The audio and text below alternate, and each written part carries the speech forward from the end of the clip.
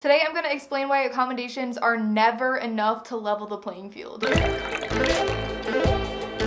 Welcome back to Coffee Talk, where every Tuesday I post a mental health related video, usually about ADHD, but also about depression and anxiety. I also post videos on Thursdays, that's called happy hour, where I do like mukbangs, story times, trends or challenges, stuff like that. So there's two things that ignorant people say about accommodations. One of them being, oh my gosh, you're so lucky. Or, that's not fair. I wish I had accommodations. That's annoying. So basically in this video, I'm going to debunk these, tell you guys a little bit about the accommodations that I got and why it was still not enough to level the playing field. Also, at the end, I'm going to tell you guys about an accommodation that doesn't exist but needs to.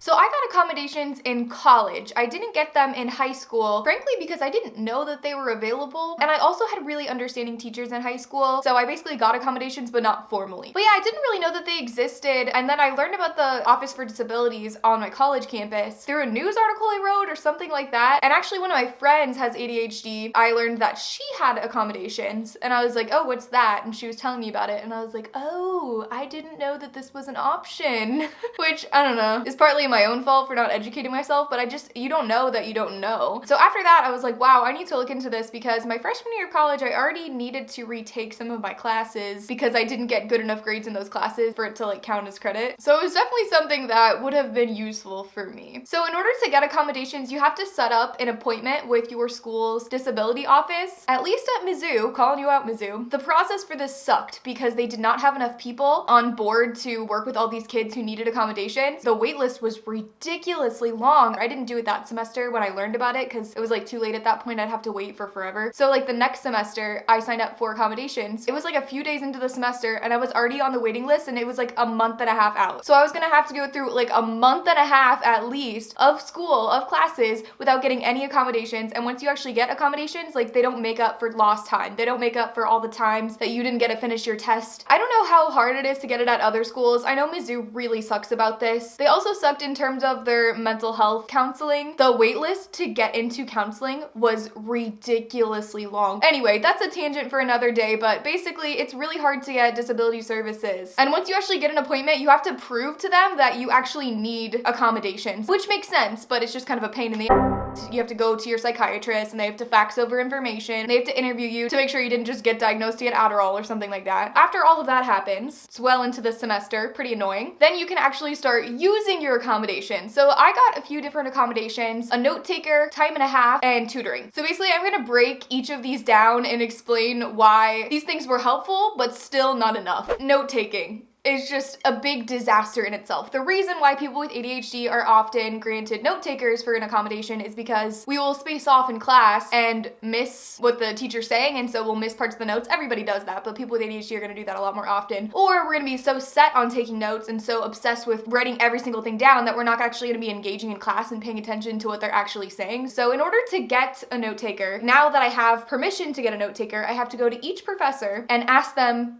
to give me notes. Some teachers would just give me their own notes, so like the notes that they had for the class, they would just send me those. Other teachers would set you up with a note taker in the class. So some students would volunteer to be note takers. They would just give the teacher or the professor their notes, and then the professor would send them to us. But sometimes the professors didn't want to deal with that, and so they would set you up with the student and make you get it from the student, which that sucks. Like, I don't want to go to a student, like a person my own age, and get notes from them. Then they know who I am. And the professors wouldn't even ask you if that's what you wanted to do. Like, I had professors like CC a student on the email that I asked for note taking and just be like, oh, can you like help the student out? They just told that student that I needed note taking without even having any regard for like my own opinion on the matter. If I knew I was gonna have to get it from a student, I would just be out. I'd just be like, hey, I'm not gonna do that. I don't want people to know that I need note taking. Like, I don't want that. A lot of professors just did not give a which is illegal, but what are you gonna do when you're like 20 years old, you know? And students are busy, you know? People would sign up for this not really knowing what it actually entails, so they would agree to do it, and then halfway through the semester, they would stop doing it. And then the professor doesn't want anything to do with it, so then you have to go to that student and be like, hey, do you have the notes? And I'm not gonna do that. This person volunteered to be a note taker. I'm not gonna go up to them and like annoy them to give me their notes. That's so awkward and embarrassing. I just don't want to deal with that. So like basically I never got notes even though I was granted a note taker. Like that was just a completely irrelevant accommodation that didn't actually ever work out any semester. I also had one professor, one of my journalism professors, tell me that they were not going to give me a note taker. And this was one of actually my favorite professors. Like I really loved her as a person and she was really great in a lot of ways. But this was just one of those things that I'm just like, girl, you can't just not give me a note taker. Her reasoning was, in journalism, you're gonna have to be taking notes, so you need to learn to take notes. As someone who worked as a journalist, yeah, you take notes, but you also audio record the conversation. So I'd always go back in and transcribe the audio recording. That's what everyone does in journalism in 2019. Like this is not a me specific thing. That's what everybody does. So you don't need to take notes. You do so that you can show the person you're interviewing that you're paying attention and whatnot, but you transcribe the audio recording. So it's not like I need to take notes in order to remember what happened. I don't know. Anyway, so that was their reasoning. So there was one time that I was just flat out denied a note taker, which again is illegal. But what are you gonna do? Are you gonna argue with your professor?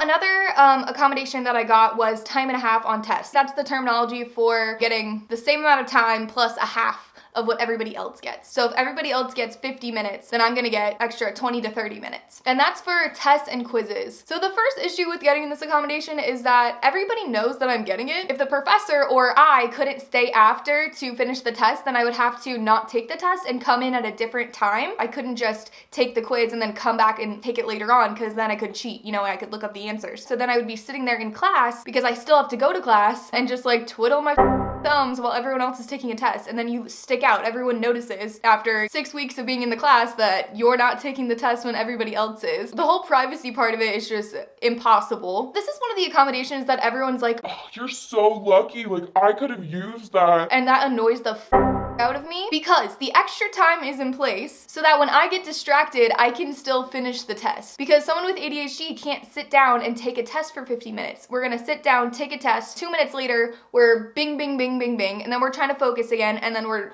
paying attention to what the ever. We're doodling, we're daydreaming, and no matter how hard we're trying to pay attention, we can't. That extra time is there so that we can actually finish because we have no chance of finishing otherwise. It's also harder for us to comprehend instructions. Like we'll read instructions and get lost along the way and not know like what's asked of us. We have to reread and reread and reread, and then when we're trying to do it, we're getting distracted 20 million times. I get that a neurotypical isn't always able to finish their tests and that's why they want extra time, but even with extra time, I was still not able to finish all of my tests. So that's not a bonus of having ADHD. I need that extra time just to be on that same playing field. So if you didn't finish your test in your amount of time, then I probably didn't either. And sometimes the professors would give the neurotypicals extra time on a test. So like, let's say there was a really long test or a really complicated test or whatever, barely anyone finished on time. The professor would let the neurotypical students stay after and finish their tests, which I think is a good thing to do. If people aren't finishing your test, then it's your own fault, you know? You didn't give them enough time, obviously. So they would let students do that, but then they wouldn't give me any extra time. So then I would still be disadvantaged because if everyone's getting an extra half hour, then I need an extra hour in order to finish because I still have distraction problems. Why would I be able to finish it in the same amount of time as everybody else? I got extra time on tests. That doesn't mean that I'll understand the material when it's presented to me or be able to comprehend it or be able to pay attention long enough in class to even have a chance at understanding what the material is. The way school is taught is catered to neurotypicals. That's another video for another day. And the way that they try to offset that is by giving you free tutoring. But that sucks too. Number one, I always felt uncomfortable getting it because it was at this center that was run completely by students. What if you knew the students there? Also, it was just completely out in the open. Anybody could walk in and there was no like private tutoring rooms. It was just like one big room with everybody there. Anyone could see you there. There is a shame in needing help. People see it that way anyway, so you don't want your peers, people who are gonna be going into the workforce with you, seeing you get accommodations. The second way it sucks is that it's still catered toward neurotypicals. The way they do tutoring is like you sit down and someone talks at you. I'm still distracted. That's still not how I learn best. I need to be doing things and whatnot. Now, I get that there are some subjects that you just can't. So I only got tutoring for subjects that I truly needed it and that there wasn't an opportunity for me to go out and do those things. I don't feel like the tutoring really helped at all. The third way it sucked is because they had really strict policies on being late and making it to your appointment. If you guys don't know, people with ADHD are pretty notorious for being late. That's one of the biggest symptoms of having ADHD. Our appointments weren't always at the same time. So I was having to keep track of all sorts of different things, including when my tutoring was. There were so many times where I was just doing, whatever, walking across campus or whatever, and then suddenly I realized, oh I'm supposed to be at tutoring, and I had to run across the campus to get there, and then I get there late, so it still counts against me. And I get why they do this, because they don't want people to waste their time. For someone with dyslexia, for example, okay, they don't have issues with being late. I can see why you would hold it against them. But as someone with ADHD, that's one of the biggest symptoms of having ADHD. You can't hold it against me when I'm late to something, when I'm receiving accommodations because of the reason that I'm late. It just doesn't add up. That brings me to the accommodation that I did not receive, that I don't think exists, but needs to exist for people with ADHD. And that is tardiness forgiveness, or late forgiveness. When I was a small child, of course, my parents would drag me to school and we would get there on time. But as you get older, when you're dressing yourself, when you're taking yourself to school, ever since that, I have gotten to school late. So in high school, I was always late. I was always at lunch detention, and sometimes the weekend detention because I could never get to school on time. And then in college, it was the exact same thing. So my first semester, I had an 8 a.m. and I was always late to it. So I was like, okay, well, maybe it's because I have an 8 a.m. I don't know why I signed up for that. So let me have a 10 a.m. be my first class, and then I'll get there on time. Because I didn't realize the extent of my issues with being late at this time. I mean, I knew that I struggled with it more than other people, but I didn't think it was as big of a deal as it actually is in my life. So I thought, oh, I'm just tired. I'm not getting there because I'm tired. So I'll have a 10 a.m. I was still late every single day. Almost every single day. Probably 80% of the time. The next semester, I had an 11 a.m. because I'm like, okay, must be still too early. Nope, still late every day. No matter what time it was at, no matter what class I had first, I was always late to it. Not only that, but every class that I had a break in between, I was generally late to as well. In college, it's really hard to get your schedule back to back to back because that's just not how college scheduling works. So you'll have a class, and you'll have a 45-minute break, and then you'll have another class, and then another break. Every time I had a break before my next class, I was almost always late to my next class because I have no sense of time. I'll lose track of time. I won't know what time it is, and then I'll not realize how long it's gonna take me to get there. On the times where I did use that break in between to go study or something, I would pretty much always be late to my next class. Or I would just waste 45 minutes doing nothing in that next building waiting for my class to start so that I would be on time. In high school, they'll make you go to detention, but in college, they can't make you do that, so they'll just dock your points on your grade. So now my grades are not only suffering because I have ADHD, how ADHD impacts my schooling, but also because I'm late all the time because of my ADHD. They'll just dock your participation points. A lot of teachers will say if you're late too many times, they'll kick you out of the class. Smaller classes, it was really obvious you were late, and so they would just automatically write it down.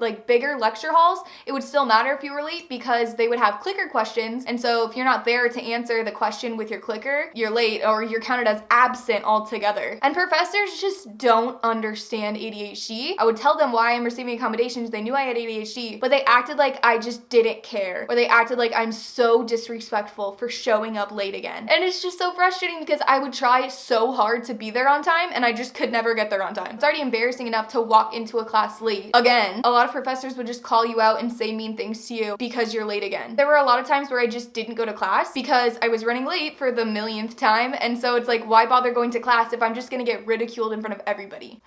I'm really worked up, guys. Can you tell?